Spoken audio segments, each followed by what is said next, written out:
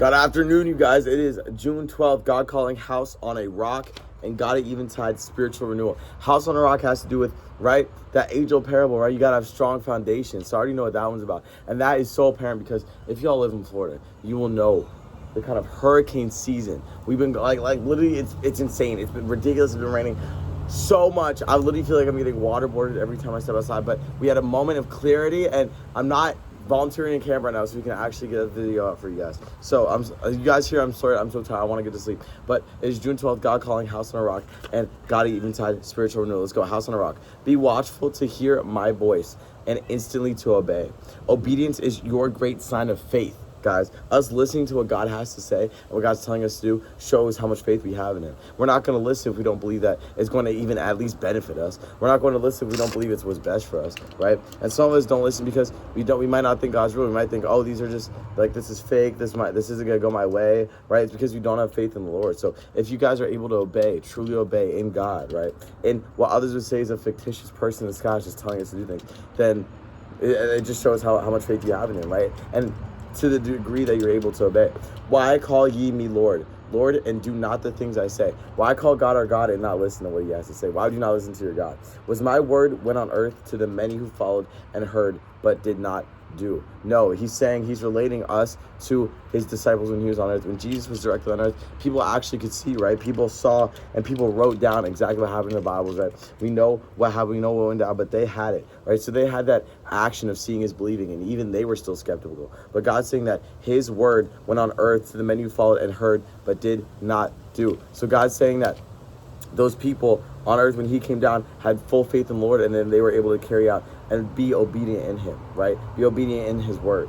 I liken the man who heard and did not do, the man who built his house on the sand. In times of storm and trouble, he is overthrown. His house falls. So God's saying right here that we need to build a sturdy house, right? We cannot build our house on anything that isn't God, or else it's going to be clumsy, right? If we build our house, if we build our foundation of our lives, if we build, and what do I mean by house, right? Foundation of our lives, like I just said. If we build everything that we know, right? Our social life, our financial life, our faith, our hope, the things that we believe in, if we believe in anything that isn't God, that's never going to be the full support that we need. It's never going to get us to where we actually want to be, right? I like the man who obeyed me, implicity to the man who built his house upon a rock.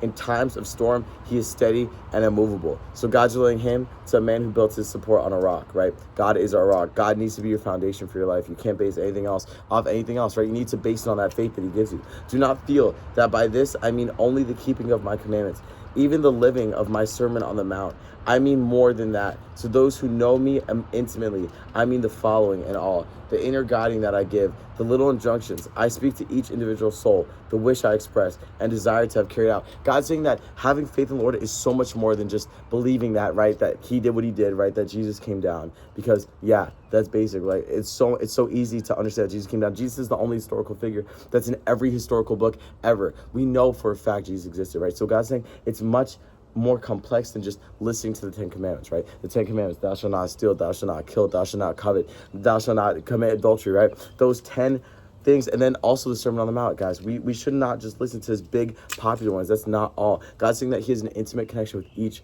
one of you that's going to build your foundation, that's going to build your faith with the Lord. And you need to explore that within him, right? It's not just the big things, not just the commandments, not just the Sermon on the Mount. It's each person's soul that he's guiding, right, in a certain direction. And you have to be able to carry that out. You have to be able to desire God, to desire to give it over your soul and let him take it where it needs to be. The secure, steadfast, immovable life of my disciplines, the rock home, is not built at a wish, in a moment, but is laid stone by stone. It's hard work, guys. Foundations, walls, roof, by the acts of obedience, the daily following out of my wishes, the loving doing of my will. Guys, it's showing it's literally showing a step-by-step process on how to get closer to God, how to become a more holy person, right? God is going to give us that faith. It says that in the very beginning. Be watchful to hear my voice and instantly to obey. Obedience is your great sign of faith.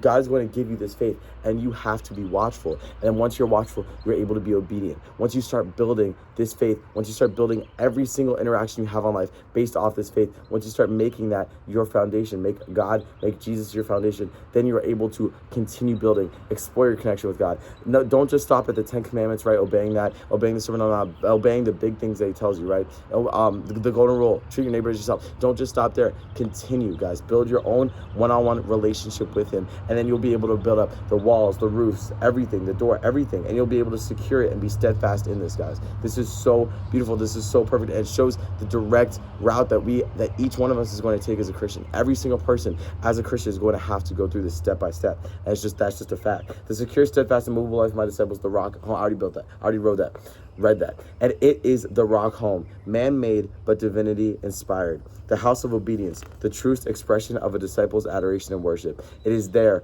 I come to dwell with my loved one. Guys, only when you are able to fully obey the Lord is God and you going to have a full, intimate relationship, right? God is always going to be giving. God's always going to be loving. He's always going to be there for you. He's always going to be trying to support you, right? But just the astounding relationship that you're going to have with him, the faith that you're going to have with him, and the good that you're going to be able to do with that, the home you're going to build is going to be so amazing, guys. It's going to be so beneficial to everyone that even God is going to want to be there. God is going to want to be and dwell with you in that home, guys. It is a disciple's adoration and worship. It is there I come to dwell with my loved one.